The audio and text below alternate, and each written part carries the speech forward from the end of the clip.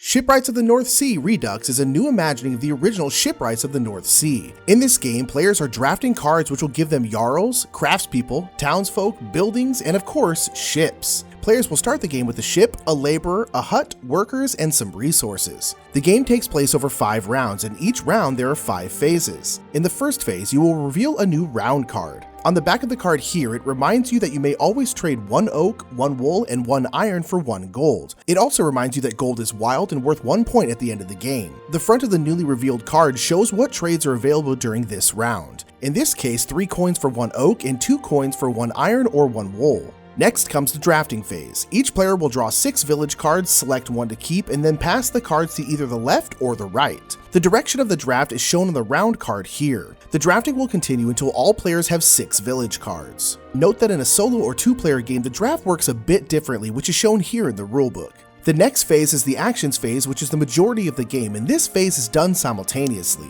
In this phase, you'll be using your workers and your village cards, and you must play all 6 of your drafted village cards. Let's go through all the actions now. First, you can discard any village card to gain the benefit shown above the red X here. These can be 1 resource, 1 village card, 1 gold, 2 silver, or 1 worker. You may also play or recruit a townsfolk. If you play them, you will do the ability in the brown banner and then discard them. If you recruit them, you will pay 1 gold and tuck them underneath a building that does not already have a tucked card. You may also recruit a craftsperson. These can be placed onto your player board for free, or you may spend 1 gold to tuck them underneath a free building. We'll talk about how you use these craft people in a moment. You may also tuck jarls underneath your building by spending 1 gold. These will give you endgame points, but mostly will allow you to move up these tracks. Anytime you see these symbols, you will move up those tracks. There are 3 tracks: military, trade, and renown. As you move up these tracks, you will gain bonuses, which we'll talk about in a bit. We've talked about tucking cards underneath your buildings, but how do we get them? Buildings are village cards, and you construct buildings by paying the cost in the top left corner.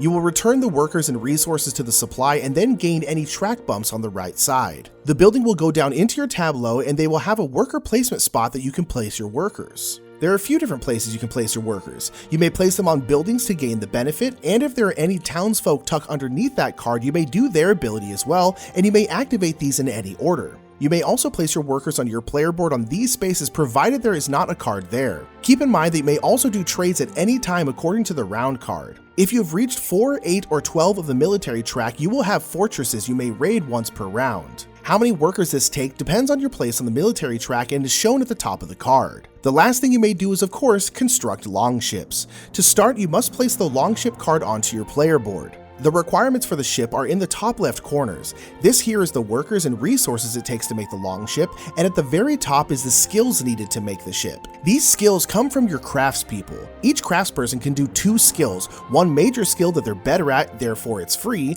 and 1 minor skill that takes 1 silver for them to be able to do. If the craftsperson is on your player board when you use them, they will be discarded after their skill is used. However, if you use the skills of a craftsperson tucked underneath a building, they will stay where they are and they can be used again on another ship. You also have a laborer who can do any skill. To activate this, you must spend 1 gold and discard 1 village card without getting the bonus. Completed longships will go into your tableau, and they will also bump the tracks shown on the right side, and they're worth points at the end of the game. Longships may give you an immediate effect, give you something during the income phase, or have endgame scoring. Once players have done all the actions they would like to do, we move into phase 4, the gain income phase. During income, you will activate all cards with an income icon.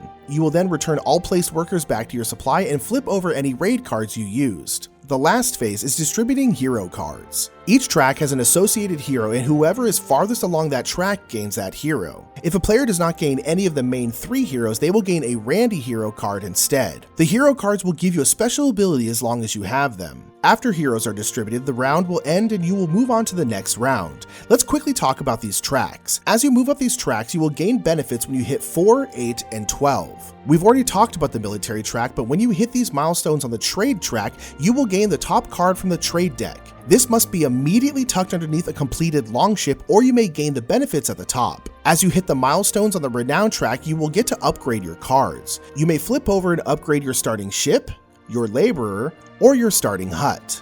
The game will end after 5 rounds. Players will then count their scores. You will score for your longships, including endgame scoring at the bottom. You will score your buildings and recruited Jarls. You will score points for reaching certain spaces on the 3 tracks. You will gain points for your hero cards and upgraded laborer. And lastly, every gold is worth 1 point, and the player with the most points will win.